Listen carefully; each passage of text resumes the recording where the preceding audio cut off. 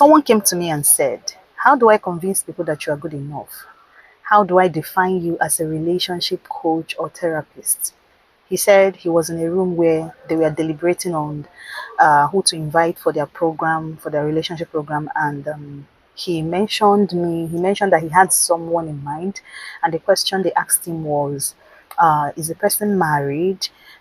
With experience, he said he couldn't really explain that he comes across my teachings on Facebook and my post, so he can't even tell because he doesn't know me too well. So he now had to put the question to me: how do I defend you, or how do I explain you? What is your qualification? What qualifies you? Do you have experience and all that? Well, I told him I am married for 7 years now and I have 3 kids. That's perfect, but that is not my qualification. The number of years I've been in this business, or I've been talking relationship, or been married is not my qualification. Rather, what qualifies me is the word of God. Okay? Because I don't believe experience qualifies anyone to teach relationship. Now, every relationship is unique. I don't believe one person has what it takes to guide others about relationship. But rather, I believe that it takes God to guide people on relationship. Yeah, experience is very much important. But of course, not every experience is perfect. Because if we should do relationship by experience, it means that anybody can teach relationship. But of course, I had to get into understand that my roots, my foundation is the word of God. Just like Apostle Paul wrote to Timothy in his second epistle, he told him, study to show yourself approved as a workman, approved unto God, not unto man, okay? As a workman that needs not to be ashamed, rightly dividing the word of truth. Now, Timothy is a young pastor, a young man of God, and of course, he knows Paul with experience. He has been in the business for so long, so he knows that Timothy will be challenged. Timothy is going to be questioned just because he was a young person. And that was why he told him, study to show yourself approved unto God, first unto God. Okay, then of course, when you're approved towards God, or when God approves you, rather, I don't think you have anything with man's disqualification.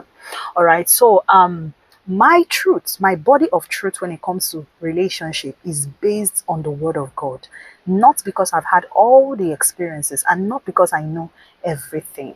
Nobody knows everything before they begin to teach anything. All right, the same way it is as a pastor. No pastor has pastored before they started pastoring, or maybe no pastor has pastored some year, maybe in their past world they pastored before they were born and then started pastoring. So some of the things we teach as ministers of the gospel, it's not because we have truly experienced, and sometimes while we are teaching, we teach by utterance. We help people by utterance of the Spirit, okay? Especially when your foundation is the Word of God. So whenever you want to hear a relationship coach or a relationship therapist, or you need answers from somebody, you shouldn't give your ear to everybody, because everyone has something that is backing them up. What backs my relationship teachings up is the Word of God. My central, my core is the scriptures, the truth in the Word of God, the Lord Christ Jesus. Okay, outside of that, I don't have any truth. I'm inspired by the word of God. I'm inspired by the wisdom of the Lord to teach relationship, to help people. And I believe that what helps people to succeed in relationship is beyond words, is beyond man's experience, is beyond word of wisdom. It has to do with the power in the word of God, the power that is, in the utterance of the Spirit, because every relationship, I believe, is very unique. Okay, I believe every single relationship is so unique, and of course, it requires a unique approach and a unique way of managing them.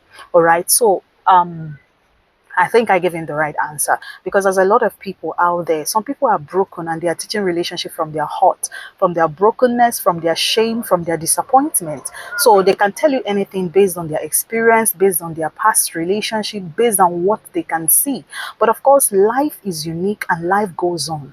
And it's important to be sure of where the person is getting their inspiration from. So before you listen to anybody on relationship, go ahead to find out what their foundation is, what inspires them, what their root is. That is going to, help you to know that you are in the safe hands. Because of course, the Bible says that the enemy appears as an angel of light. Okay, so there are so many people that are coming from different places and different experiences and different religion. That is just it. Okay, I know there is, but of course some people don't really care about that. Once you talk relationship, they believe that everybody can talk relationship, but it's not just about everybody. It's a calling. I believe it's an assignment to teach relationship.